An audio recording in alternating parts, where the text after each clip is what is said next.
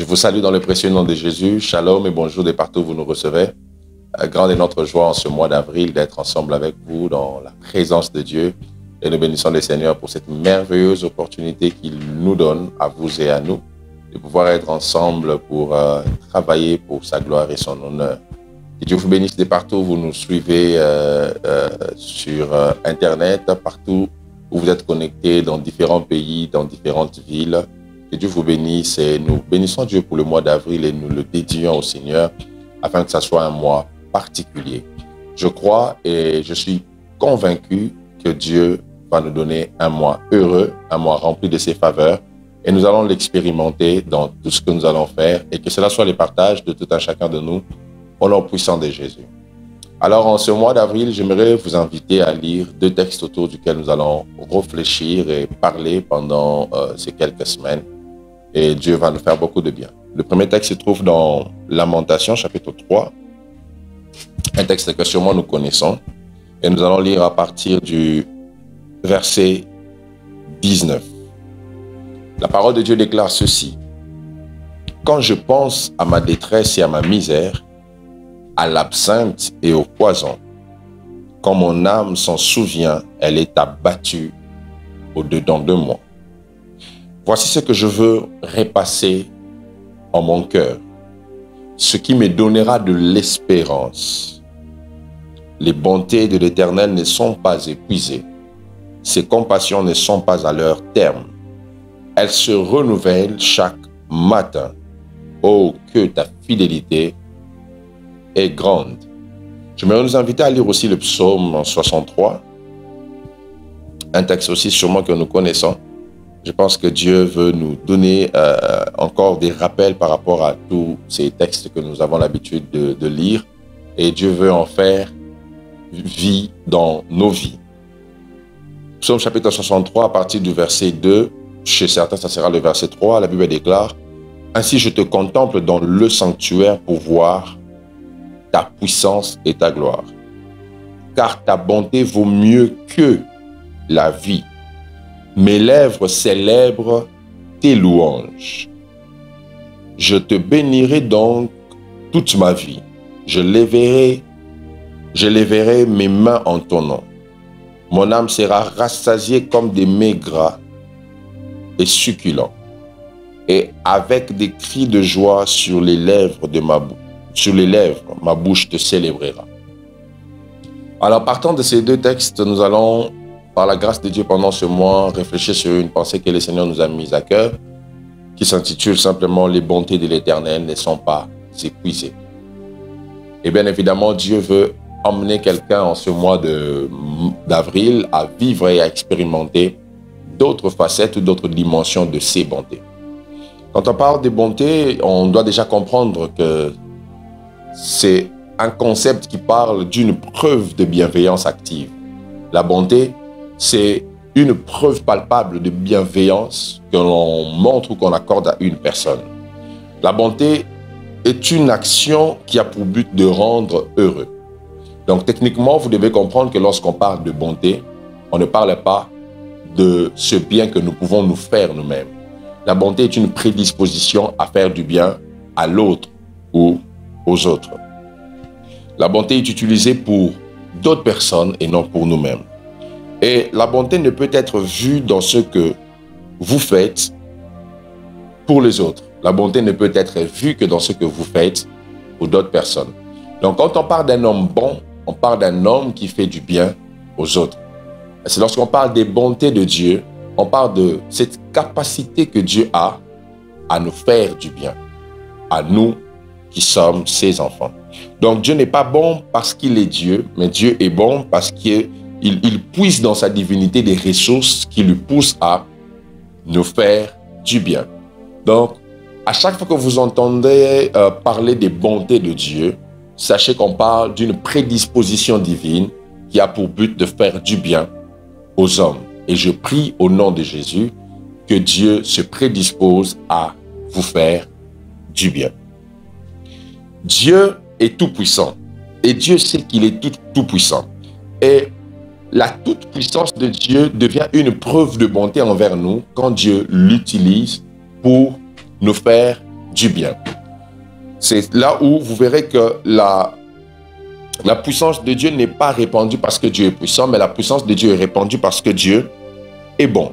Donc, la bonté de Dieu n'est pas liée à ses attributs que nous connaissons, mais c'est lié d'abord à ce qu'il fait dans nos vies à cause de ce qu'il est.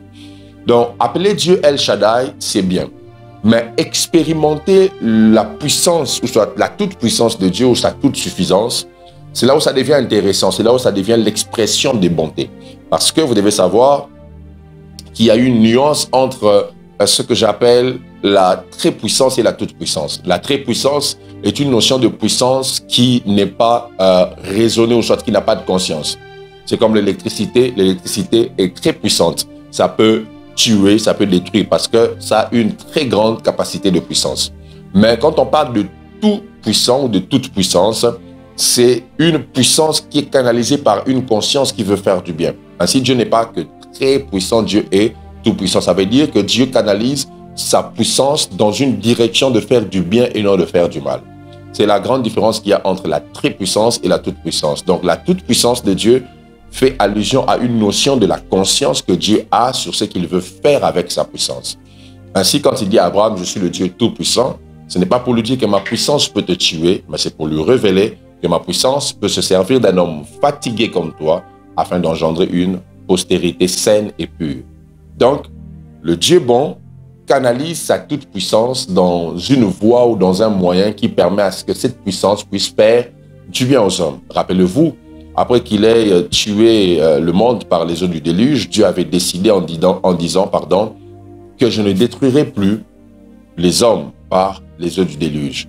Donc, malgré sa très-puissance qu'il peut utiliser aujourd'hui pour tuer encore des hommes, Dieu ne le fait plus par cette voie-là. Pourquoi?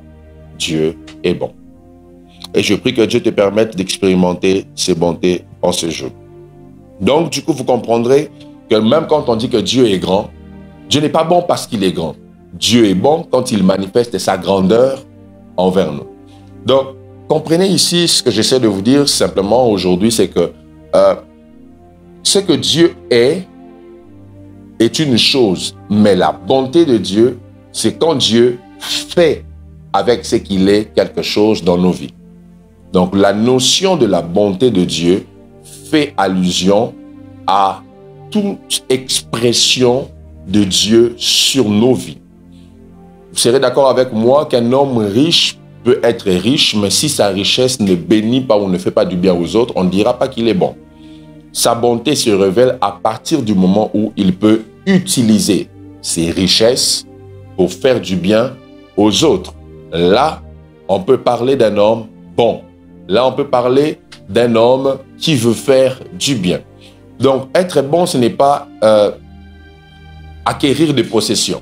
Être bon, c'est ce que tu peux faire de ce que tu as pour d'autres personnes.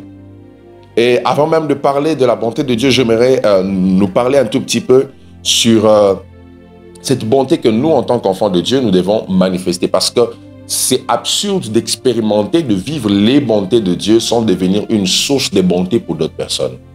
Celui qui jouit des bontés devient une expression des bontés pour d'autres.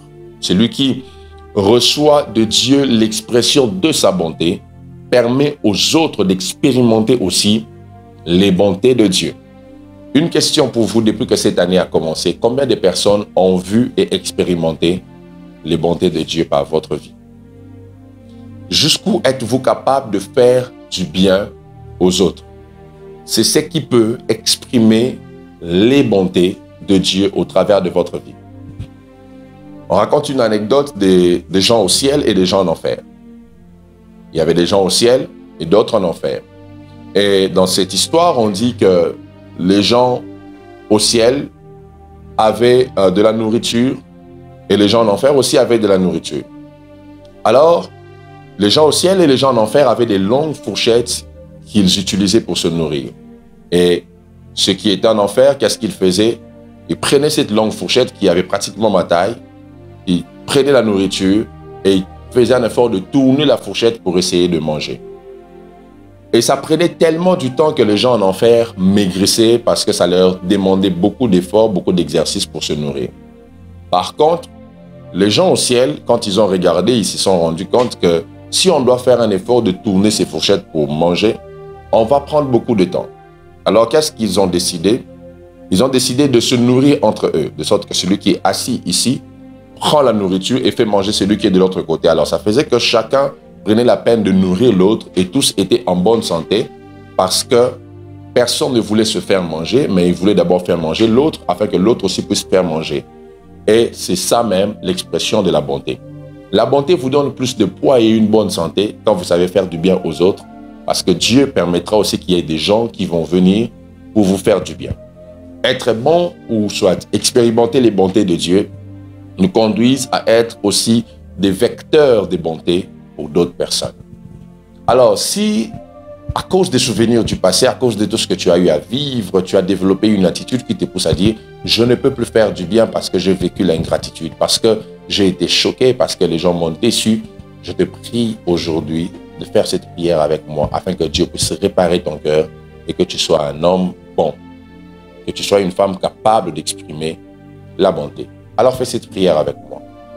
Seigneur, je sais qu'à chaque fois que tu exprimes ta bonté dans ma vie, c'est pour faire de moi une source de bonté pour d'autres. Je sais que derrière ce que tu me donnes, il n'y a pas que pour moi, il y a ce qui appartient aux autres. Car dans la logique des bénédictions, il y a une dimension où l'on devient une source de bénédiction. Et être source veut dire que d'autres personnes doivent ou peuvent venir puiser en nous ou par nous. Alors je prie aujourd'hui afin que tu me permettes d'être un homme bon, capable de faire du bien aux autres, capable de ne pas attendre la reconnaissance ou la gratitude des hommes, mais d'être prêt à se dépouiller des avoirs, des richesses pour faire du bien.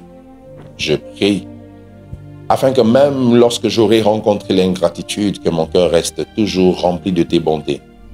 Car tu n'as pas attendu notre reconnaissance pour mourir à la croix, mais tu t'es prédisposé à le faire parce que tu es juste bon.